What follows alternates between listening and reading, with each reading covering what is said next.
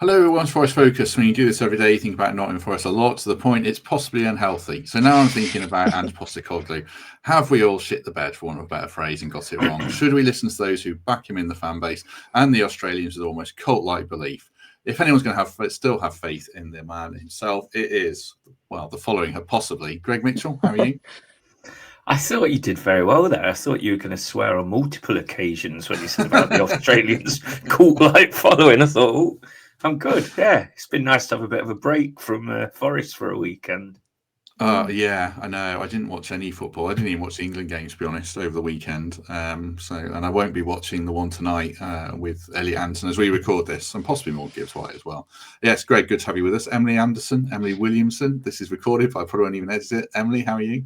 That's okay, don't worry. Yeah, I'm really good, thank you. I've had a very early tea, so I'm quite full actually, but otherwise really good. Um, yeah, feeling good. I too had a bit of a break from football, deliberately so, and I'm better for it. Yes, it is wise to take a step back every now and then from Nottingham Forest. Kick us off, Emily. You heard the intro there. A lot of people in the fan base, quite a few on this podcast, think that Ange's time's up. We should either pull the trigger now or possibly after the Chelsea game. So if anyone's going to have belief in the process still, it's probably you. So where are you at?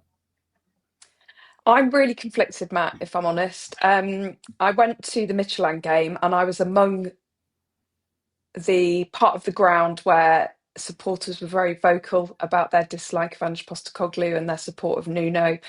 Everyone is entitled with their own opinion, and if you pay money to go and watch your team, you can say what on earth you like. I found that really uncomfortable.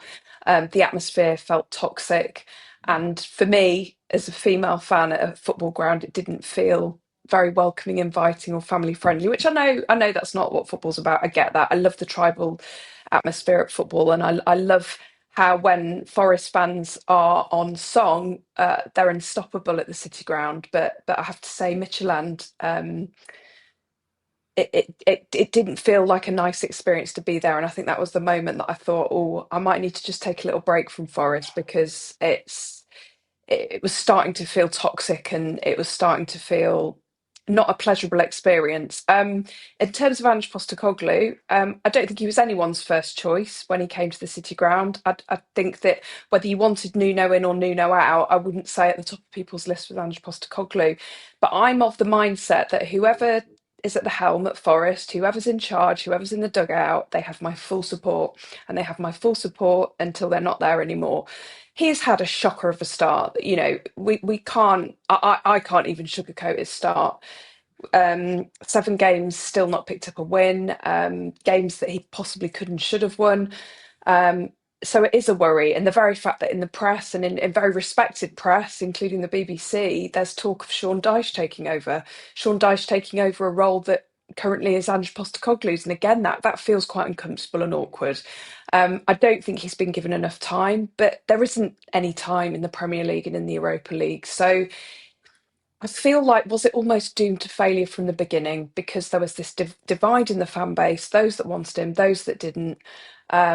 He feels a little bit like a dead man walking at the moment, but I would love it if he turned it around, got a couple of wins, because as we know, as soon as Forest start winning, hopefully the fan base will be on side. And we're a very fickle group, aren't we, as fans? If we can get 3 points, progression in the Europa League, suddenly all be forgotten. At the moment, though, the next win for Forest feels a long way off, and I don't see where it comes from at the moment. Yeah, I saw put that on Discord today. Sign up for membership, everyone. That I would really love it for Ange. The best solution is that Ange starts winning games because no one, I don't think anyone's particularly excited by Sean Dyche being manager. We'll get into that. I suppose the thing is, can I see him winning games? Not really right now, but we'll get into the Chelsea game. It just feels a bit bleak at the moment. We'll discuss that a little bit. But Greg, where are you at on Ange Postecoglou? It's before the Sunderland game. I met this Aussie who like follows him around the world, and I had a bit of a chat with him. I filmed a bit with him, but I never put it anywhere. And he's sold me a lie. I think I got sucked in by the Ange ball and all that. And unfortunately, I just don't see how it gets better because he somehow wins Chelsea, which I can still see happening. Then it's game after game that are so tough, and he kind of proved last year that the Premier League way of working doesn't really suit his style. He's more of a competition style manager. So it's going to be tough. I don't see it turning around. And I feel like if they don't make a decision, they're only going to make it in 1 or 2 games anyway. And that's the tough thing. I think for him to still be in position at the end of the season, Forest are going to have had a trophy and a top half finish. And currently you can't see that happening. So whether the delay is purely because the right man just isn't, there at the minute, or they can't get the deal right with Dyche, Wone and Stone, I don't know. But it just feels like the delay isn't because they can't make a decision. I think it's clear that what the decision's going to be. I just don't understand why it hasn't happened. No, well, I think there's, the Dyche article was probably sounding out the fan base. It's interesting if the Dyche article was partly to encourage fans to give Ange more time. I'm not sure it's worked, and I don't think it's particularly helped him. I mean, just briefly, we did too much on Dyche on Monday, and I felt a bit bad, and don't think we put out an overly good product, really, even though Rob, Temps and Pete were great. We spoke too much about Dyche. Having said that, just quickly, Emily, how would you feel if Dyche came in, even if it was a stopgap till the end of the season, and then you reviewed things? It certainly, for me, wouldn't be a long-term option for Forest. It would be a case of someone to keep us up, someone to keep us out of the relegation zone, which is not where I expected Forest to be after a really successful season last season. Having said that, Dyche has got a good track record in the Premier League, hasn't he? And okay, doesn't play the prettiest football, but he'll certainly sort out our defence. And the romantic in me would quite like to see Ian Wone and Steve Stone on the touchline, because that's kind of my peak Forest era from when I was younger. So, that's quite nice actually. But I just don't want to be thinking about that. I don't want to be thinking about, do I want Sean Dyche when Ange Postecoglou is still in charge, and we're at the back end of an international break. We've got a game on Saturday, yet we're talking about potentially replacing a manager with someone that probably people won't necessarily want, and for me, someone that wouldn't last the season. Sean Dyche is a stopgap until we get someone that that the club actually wants. He's not a Marinakis manager, is he? We know that for so many reasons. So yeah, of course I'll back him. If Sean Dyche becomes the new Forest manager, I'll back him like the rest of them. But it doesn't make me excited. It doesn't make me go, oh, wow. Just before we come on, we'll talk more about Chelsea next, though. But I'll ask you the same question, Greg, because it is the big topic among the fans this week about, Dyche, the end of the season, could you see it lasting longer? Would you be on board with it? I think it's needs must at the minute, isn't it? If there is a longer term plan with someone like Silva, which you can imagine there is, letting his contract wind down, and we've never really been in the market of buying managers, have we? And why would a manager come to Forest at the minute? They clearly got a job because they're doing a good job elsewhere. So yeah, as a stopgap, maybe so. Ian Wone, Steve Stone, yeah, they're my era. It'd be a little bit like reminiscing about when Stuart Pearce walked out against Blackpool and managed our team. But you just never know if things are going to work. Look how Moyes has had 10 years of being a garbage manager, apparently, and look at what he's doing at Everton now. Sometimes the right manager just needs the right role. So just like when Ange turned up, I wouldn't be writing him off at all, and I'd be right behind him. But unlike with Ange, well, I don't know. Ange just hasn't got much goodwill yet, has he? He's not really got on board with the fans. Everything he's said in the media's never once mentioned anything about, us or we or anything like that. It's always about him, which doesn't necessarily sit great with me as a people person, where I think you Dyche, Wayne, Stone, maybe they've got a bit of that. They've got a bit of connection with the fans. Maybe what we need at the minute. It does feel like a steady the ship. Less of a risk, just get sorted for a few months until we get a long-term plan in place, because I think we can all agree so far that whoever was the voice behind getting Ange in, it's been a bad decision, hasn't it? It is clear to see so far it's not been a good decision, and he's lost 29 out of 40 Premier League games, so It's hard to argue for him. Without wanting to pick on a scab, I do think, yes, you could argue it's the wrong decision, but I think the wrong decision was way back when Nuno was sacked 3 games into the season. I think that's where it all went wrong. You don't do that. You get rid of your manager in the summer. So I think I don't want to get into that debate, but I feel like Oh, you've Ange, started like you it said, now. I know, but Ange was like, he was doomed to failure. He was doomed to failure, wasn't he? Okay, here's a job. No one really wants you to take this job. Okay, you've got Arsenal away. You've got a random Carabao Cup game. Oh, by the way, it's the first time Forest are in Europe for 30 years. You've got no pre-season. None of these are your players. Plus, most of them are out on international duty. And Ola Aina, who was one of our best fullbacks from last year, he's injured. I mean, it's not the best sort of deal to be dealt, is it, in terms of what he's been No. given? And I'm not saying that he's done okay. He's not done okay. He's done really badly, and it's really bloody frustrating. But I feel like decisions were made at a certain time, and they should have been made at a different time. And we will probably never know the ins and outs of what happened between Nuno Marinakis and Edu. But it's really frustrating as a fan that we're the ones that are affected by this. We're the ones that are suffering.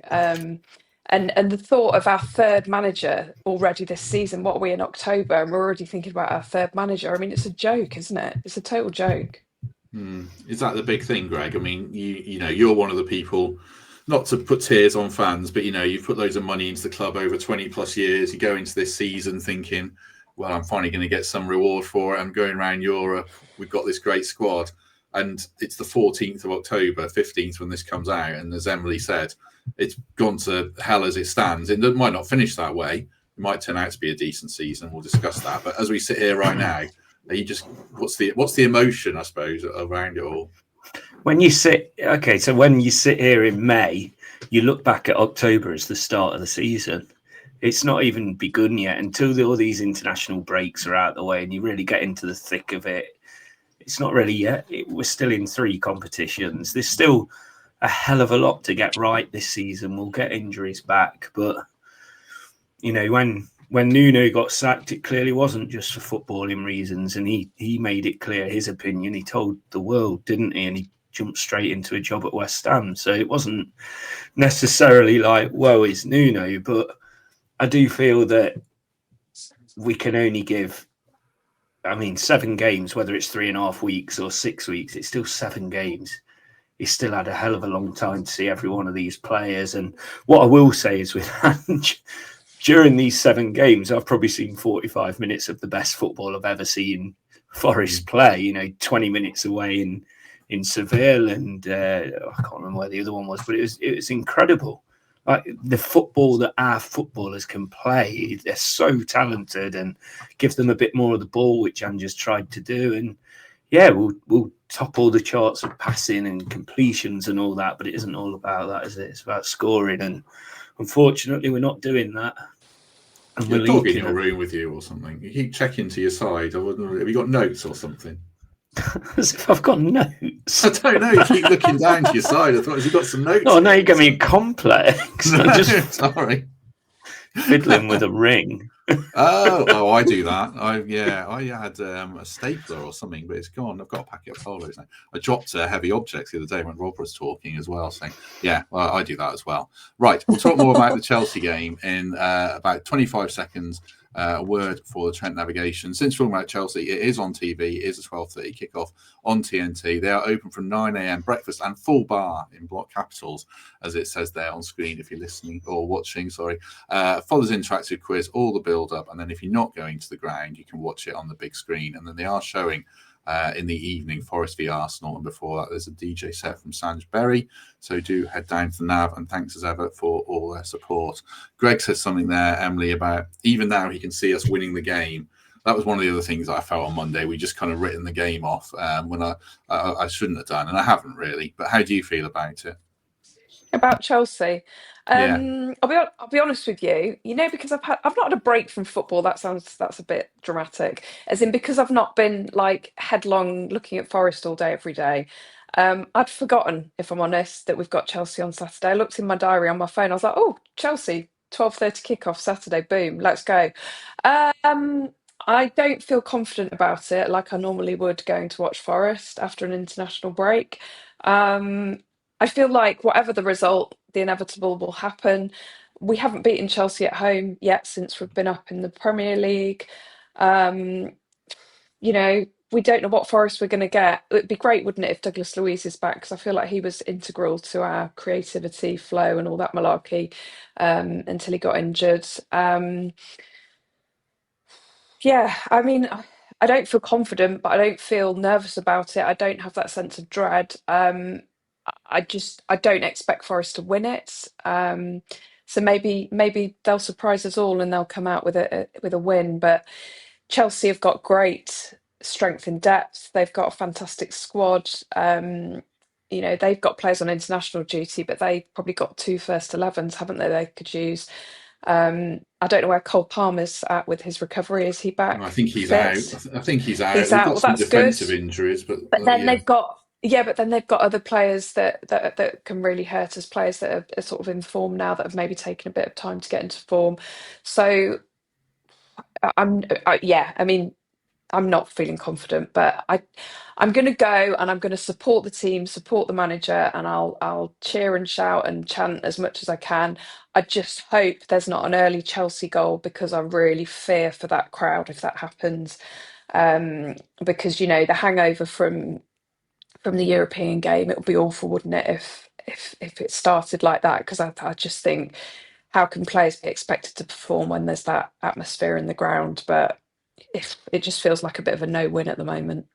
Yeah, we'll talk about the ground in a couple of facets in one sec. I mean, yeah, as Emily said, they've got some defensive injuries, but I think they've got a couple back from suspension. And even without those players, they were very, very good against Liverpool. And even without Cole Palmer, they were great. So they're a top side. I suppose, though, Greg, Mikey, I'm spinning a narrative. Mikey sent me his team for the preview, and if you throw in Luiz and Murillo, which we're hoping for positive news on, and Zinchenko, I mean, it should at least be a team that's competitive from our point of view, shouldn't it? It's got to be a winning team. It has to be a winning team. You can't have 8 games in a row without winning. And I feel like we'll see if these players are actually fighting for their manager, if they believe in what he's doing. Because, like I say, we've seen snippets of some incredible football. And I know it's only small snippets, 20, 30 minutes here and there. But if we turn that on at home, we can beat anyone. We can absolutely beat anyone. Do I think we will? Possibly not. But I'll be going into that game thinking we can absolutely beat Chelsea.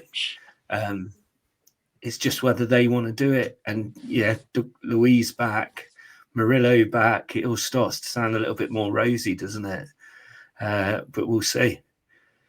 Chris Wood and Morgan Gibbs-White have done interviews in the last 2 weeks. They use the phrase, once we win a game, we'll be unstoppable, which I'm not sure is the wisest turn of phrase in the circumstances, but it suggests they're buying in at least. So, yeah. I think you're right. I think they are. I think the players are, and you're right, Greg. I think we'll know, won't we, on Saturday whether the tide has turned on that. But it feels like he's got no issues with the dressing room. I think they do want to buy into it. But yeah, hopefully we will be unstoppable. Maybe. Greg's going to throw me under the bus, right? Okay.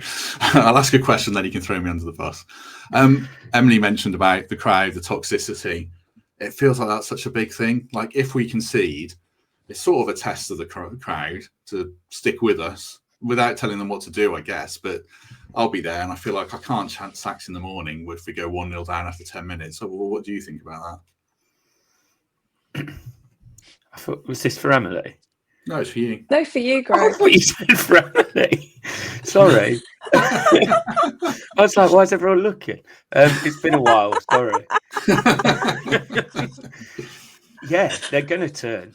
The Nuno songs the other week, that was the bit I really didn't like. I just thought, oh dear. And they'll be well within the rights to turn. This is the thing. Football is it's a different world to anything else in your day-to-day life, isn't it? It's where you get to express yourself and say what you feel, and if you're feeling bad about your football team, I don't do it personally, but people are gonna shout and scream, and there'll be people like almost waiting for that. That's what I dislike, that feeling of unrest and ready to go. But there's one way they can get rid of that, and they can score early themselves. and then watch the City ground erupt, and then watch the atmosphere go. And we are fickle. It'll be the most incredible atmosphere ever if we're 2-0 up in the 95th minute. And, it's just, you don't know what's going to happen at the weekend, but it's certainly... He's certainly got to win. I think a draw's not going to do it. A draw's going to keep that 8-game unbeaten run. And I think if he's on the touchline on Saturday and he doesn't win, I don't think he'll be there for Porto. Do you think so? Greg was going to throw me under the bus because I had to pause the recording and get a laptop charger because I'm, as ever, horrendously unprepared. It was the fact that because it's pre-recorded, you're allowed to cheat and get rid of all these little Matt Davies snippets. Not like Monday when the robot Hoover pulled the power cable out of the Wi-Fi box midstream. That was suboptimal, certainly. I think a draw is enough to keep him in post for at least one more game. I don't know. A draw against Chelsea feels a creditable result. Yeah, I think that feels good. It's the 8-game thing, isn't it? Then. Yeah, but 8 games, whatever. I think that. If you look at our track record against Chelsea, I know we've done all right at Stamford Bridge, but actually a draw at home to Chelsea, it's not great. But I don't think that's a sackable game personally, but who knows? I guess it depends how the crowd feels and how the crowd turns. When you were talking about the atmosphere, Greg, I was sort of harking back to, like the glory years of the first couple of seasons in the Premier League, where it didn't matter what the score was. It didn't matter where we were in a game. That atmosphere was incredible, and it was almost like it lifted up a notch when we did go 1-0 down, just to be that 12th man for the team. And I really miss that. And I guess we've been spoiled, haven't we, for the past few years? Obviously, we had the wilderness years in the Championship and League One, but it just feels like this is the first time for a long time that it's felt like this. And I guess that's football, isn't it? Like you say, there's nothing else quite like it. And, if people are going to get annoyed and shout and want him sacked, that's absolutely their right to do that. I just hope that's not the case, and I hope that the majority of fans can go into Saturday's game with positivity and willing the team on rather than waiting for it to go wrong. Well, there is some voting with feet now, I guess, isn't there? I mean, you can still get Chelsea tickets now as we record. Porto's gone to general sale, which I was surprised at because it's probably the biggest home European game. I don't know. I suppose we could ask why, in a sense. Is it? I think it's not. I think there's more to it than it's just the manager. A Spurs mate texted me and said this is what happens when Ange is manager. But I don't know. Is it a multitude of things, Greg, that are happening that we're not selling out straight away? It's the amount of games as well. I've got friends who are season card holders who live in London, and they've decided on 2 home games in Europe and 2 away games in Europe, and sticking with that, the European fixtures, the price of the tickets, it's the price of another season card. So you've got to pick and choose, and hopefully those people who haven't been able to go to many games are able to go themselves. But still, when you're looking at a 45,000 seater stadium on the horizon, you've got to have a team to fill it. Even Everton are doing so well at the minute, and you can buy tickets for their game at the weekend. So I don't think it's just a Forest thing. It's the state of football and the state of the country as a whole, isn't it? Everyone's pinching pennies where we can. But don't get me wrong, if Forest were sitting 4th, of course it'd be a sellout and Porto would be a sellout. But when you've got that reason to think, I could save that 50 quid on a ticket and £6 on that one beer you're going to have. Yeah, it's a lot of money, isn't it?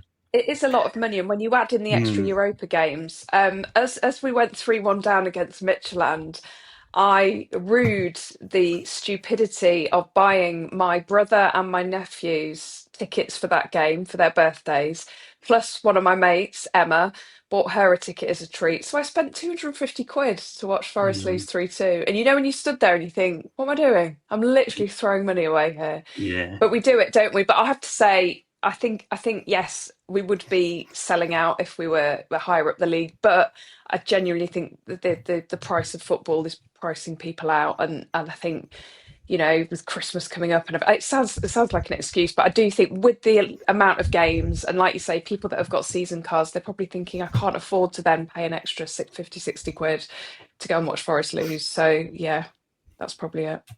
Do you think a 45,000 seat stadium's a mistake, Greg? No, I absolutely don't. I feel like the Midlands East Midlands especially needs a 45,000 seat stadium. The way modern football's going, it needs to be a multi-sports, everything venue. You need to be having your Taylor Swifts there and all that, have you? But you've got to make it big enough for that. And you see it in America now, and I hate to see it in like the NFL or what have you, but they'll build a stadium bigger than that they can sell out just because you can make more money on tickets either way. You don't want to be in a position where you're selling out every week and you could have sold 10,000 more. So completely get it. The corporate side of the thing at Forest is less than desired, isn't it? So it's good to hear that there's going to be more general admission seats on the market on the horizon very soon. I think even as early as Chelsea game, isn't it? They're on about you could get it up to like 30 and a half, 31,000. Yeah, they do. Yeah, some season ticket message me, and I haven't really talked about it because it's so niche. And I need to speak to the club. I mean, it is a shame, obviously, if people who move from their seats and they've sat there, people saying 15 years and moved from their mates and all that stuff. So it's gutting for them, but I think it's probably a sign of what we're trying to do. Yeah, really, it's bigger picture. If we want to progress, we need to get more money in that stadium, and they've figured out a way where they can get more corporate seats in that middle bit of the Trent end and more general admission seats to the side. So if it was my football club, I'd certainly be trying to develop it and make it bigger and better so more people can go. But unfortunately with that, you're going to get some really rightfully annoyed people. I'd certainly be annoyed, but I can see why it's happening. Yeah, I think the only way you sell it out is though if you're top 8 in the Premier League. Exactly, but that shows his ambition. That shows the ambition. So I'm happy that they're thinking that. And they've been waiting for this for so many years, and you've got things like FA Cup semi-finals soon in however many years. Wembley will lose that, and hopefully it will start going around the grounds again. We've already hosted an England game successfully, other than the result. That stadium right in the centre of the country can be an absolute hub for sport in this country.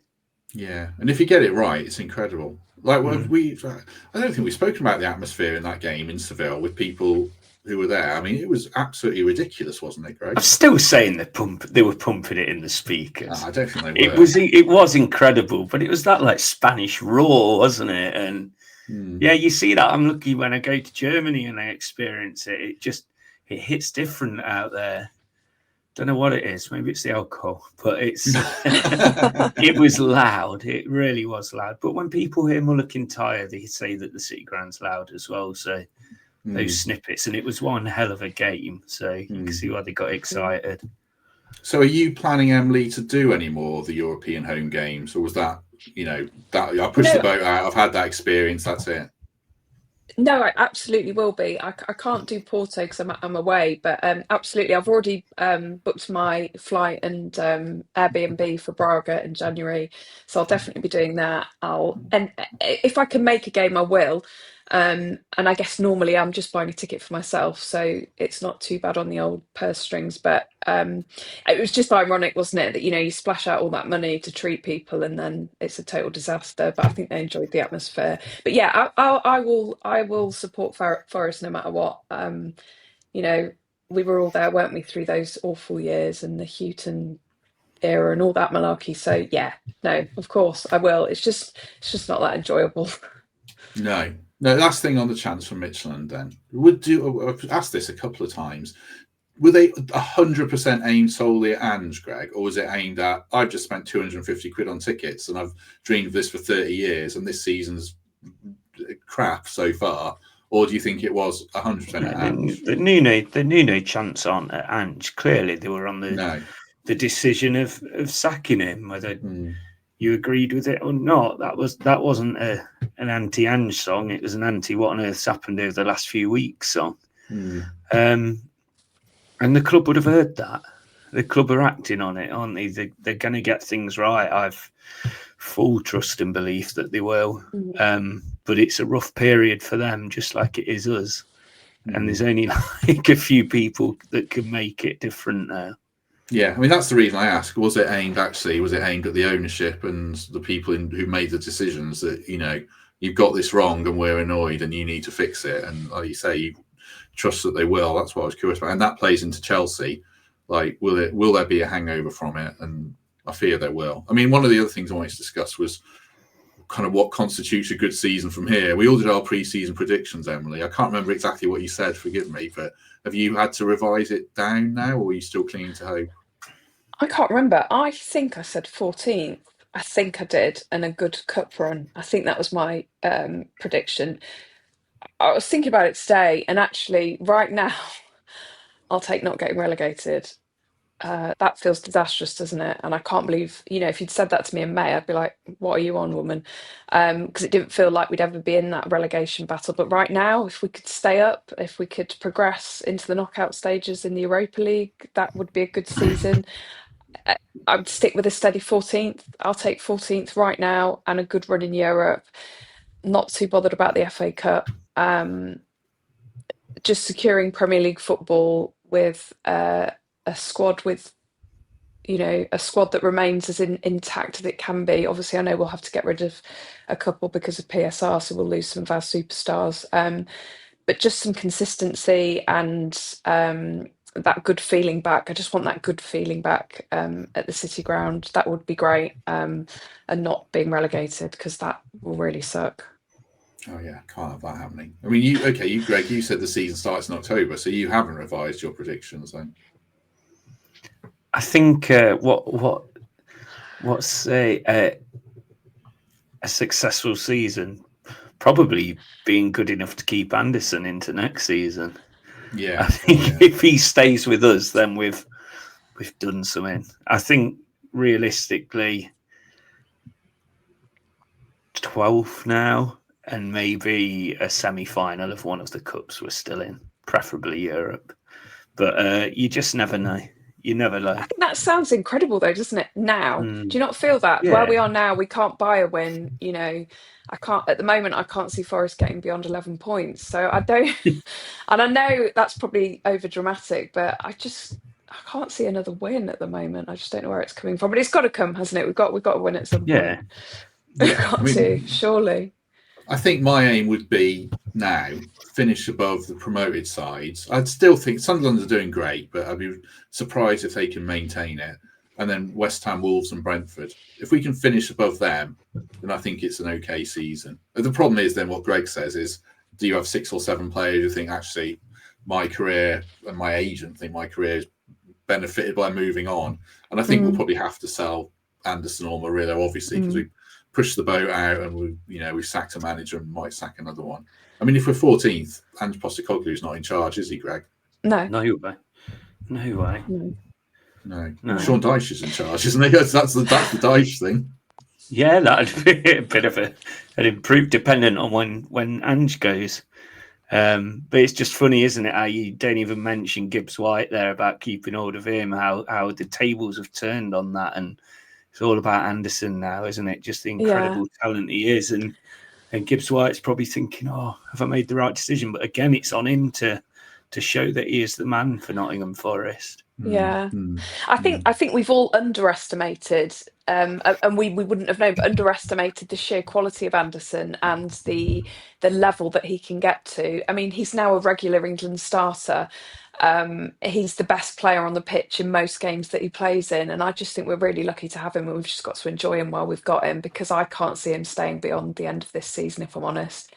There are lots and lots of bigger clubs than us sniffing around him already, and when the national pundits and the national press are bigging up one of our players, they're good, because I don't feel like we're not that trendy, fashionable club that everyone wants to talk about. But when the pundits can't stop talking about Elliot Anderson, you go, yeah, he's good. He's good.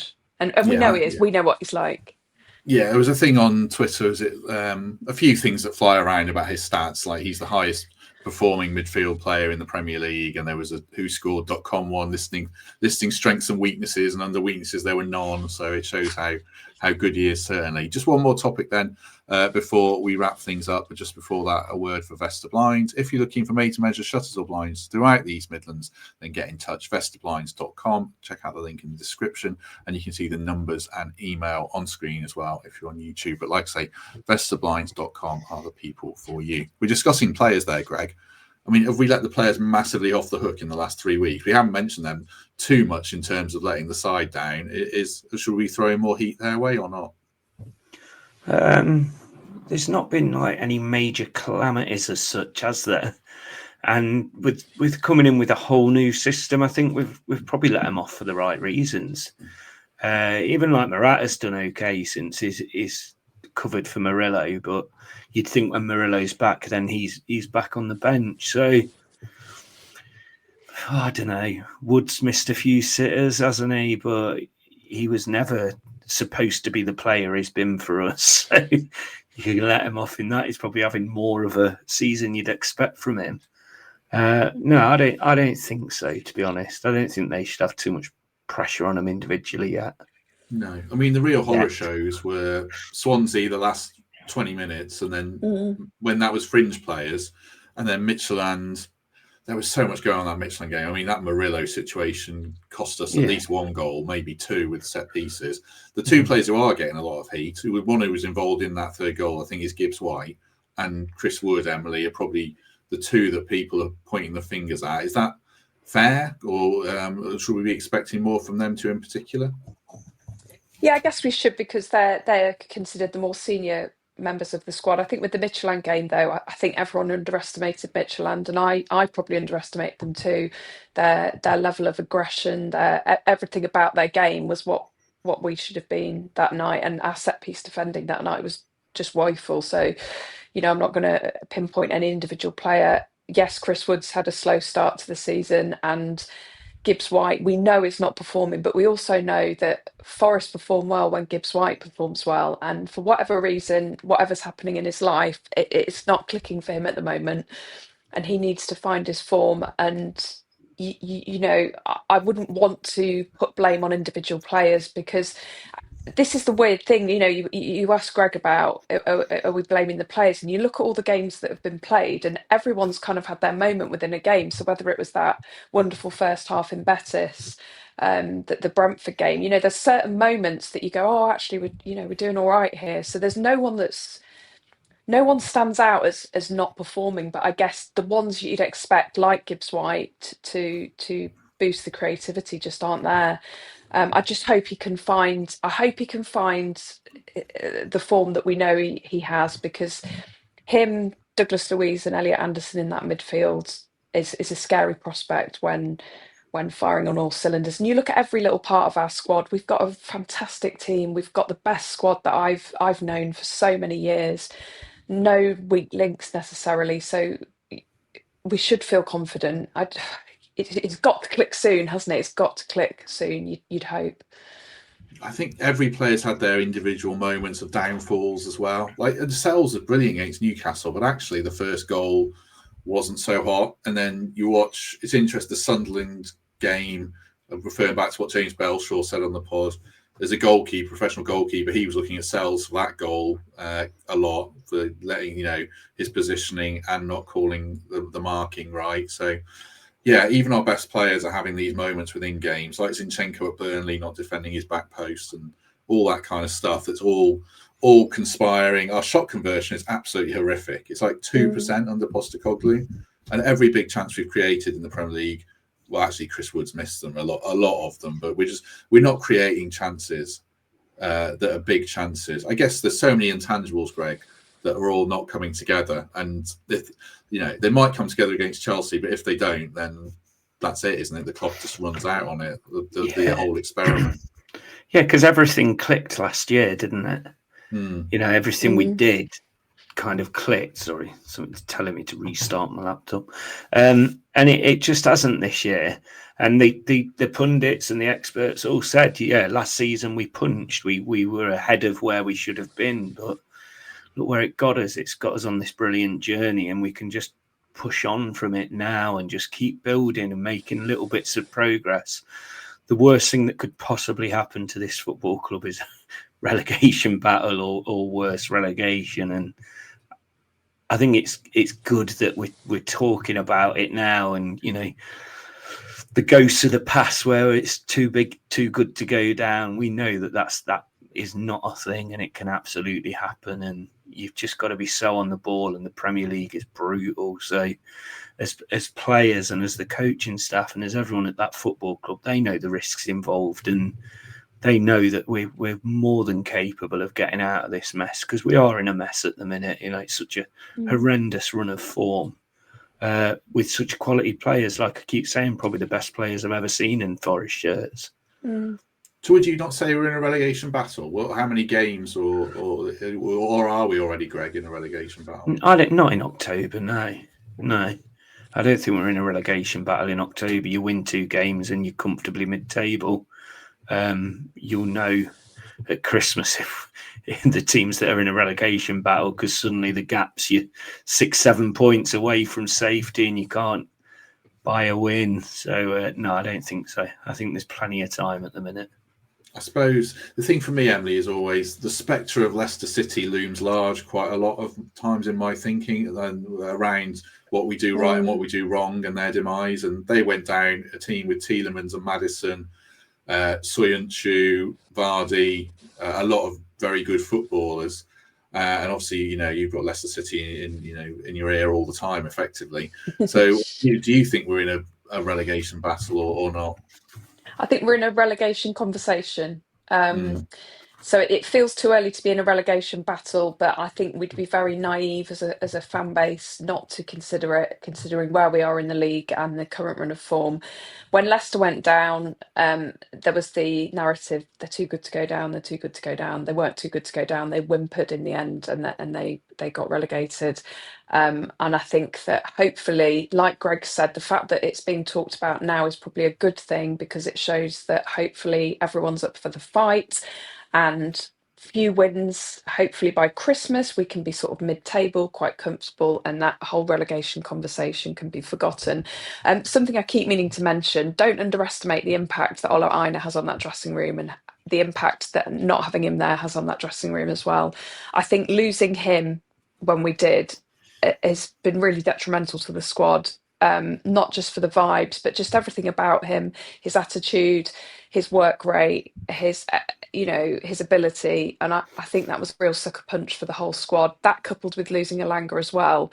The trio of him, Callum Hudson-Odoi, and Ola Aina have been broken up. And I do think that's had an impact on the dressing room. And I think they probably wouldn't want to admit that publicly, but I do think that's not helped, because there's not that big voice in there at the moment.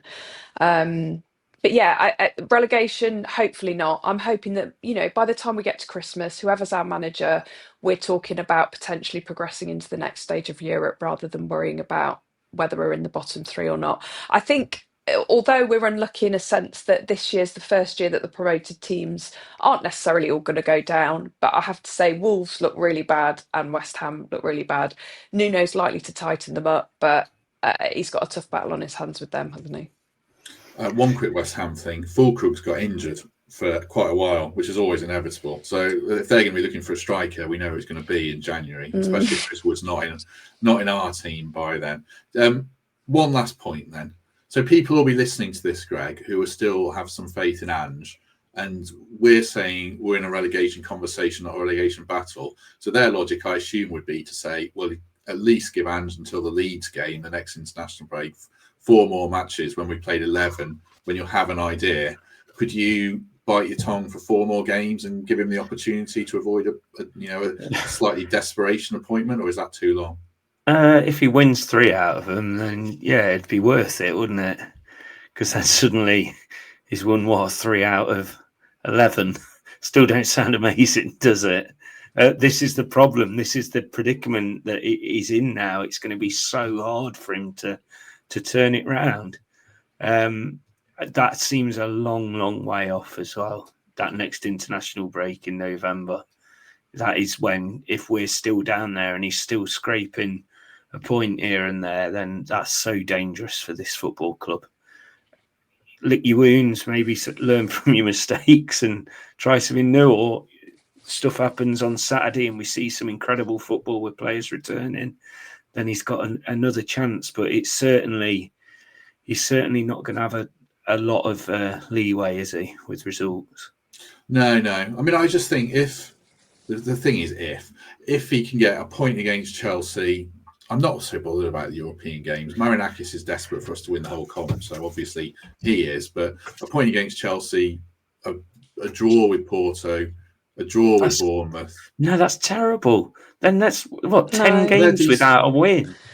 I can't think like that. I know, but I know, but just think about how that looks. How does that look? 10 games without a win. And I get it, because actually in isolation, those results you've just said are potentially decent results, but currently Ange Postecoglou needs a win, and he needs one now. Yeah. He needs one now. There's no two ways about it. He's got it. If we don't get it against Chelsea, he's got to get it against Porto. And if we're still not winning, I don't know what's going to happen.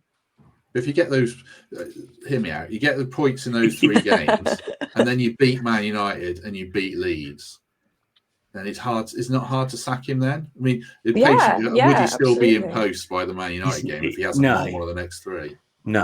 I don't think anyone can say that if he doesn't win. I honestly think it's on the Chelsea game. I really think if he's still in the position now, which, there's nothing been said, so we can only assume that he is, that he has to win the Chelsea game. And he'll talk like he's going to win the Chelsea game. He'll talk like he's going to win every game if he's lost 29 is that out any of way 40. to do things, though? You've got to win this game or you're sacked. I mean, surely we know by don't we? He's like... I don't think they'll be saying that to him, but even he could see it's obvious that he's got to win.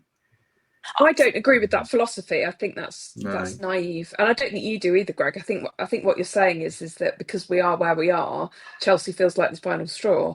But actually, that's 8 games. 8 games isn't a lot, though, Greg, is it? In the grand scheme, it is in the Premier League. If he doesn't win Chelsea, I'd expect him to be sacked. In charge, and then he didn't get anher win for 12 games or something. When was that? 1975. It's doesn't so matter. Different. It does matter. Areola for Bournemouth, Glasner for Crystal Palace. I think we're always so sentimental about managers, and they're not managers anymore. They're head coaches, and I think that was Nuno's issue, that he thought he was a manager when he was a head coach, and he spoke out and got his reward for it. But Ange needs to win against Chelsea. Get that. I've never been my so God, convinced. I know that. I totally get that. But and if he doesn't, in management is not a lot of time. It is in the Premier League. It is. That's why. No, it isn't. That's why. Yeah, well, you've only have to look at it. Look at the EFL. The longest-serving manager, I think, has been in since 2009, and then the one after that's like 2021. It's the world we live in. That's different, isn't it? So 8 games and maybe a year in charge is different. And you've also said the season has only just started. So you're contradicting yourself. No, I'm not, because the damage hasn't been done yet. If he continues to go the way he's going, I think we're too sentimental on head coaches. He's a guy who speaks so much louder than he's good. He's lost 29 out of 40 Premier League games. That is not a manager who deserves to be a Nottingham Forest manager. And it will soon be 30 out of 41 if we continue. 31 out of 42. It will just keep continuing and continuing. They're going to have to make it. And if they don't do it before Saturday, which there's still a very good chance, I think, he needs to win on Saturday. That is the most you think they're going to sack him before Saturday? You think they'll sack him before Saturday? Who knows? We don't know how it works at Forest, do we? All I'm saying is, I don't think it's naive. I think naive was a bad word to use when I've watched every single one of those 7 games. I have not seen anything to me that says Ange is in here for the long run. He's not told me. I don't think he is. Hold on, let me speak. He's not told me anything about the fans, or he's never bought into this football club. It's always been about him and this arrogance that he's always had. When he won the European Cup with Spurs and he stood on the thing saying, season 3 is better than season 2.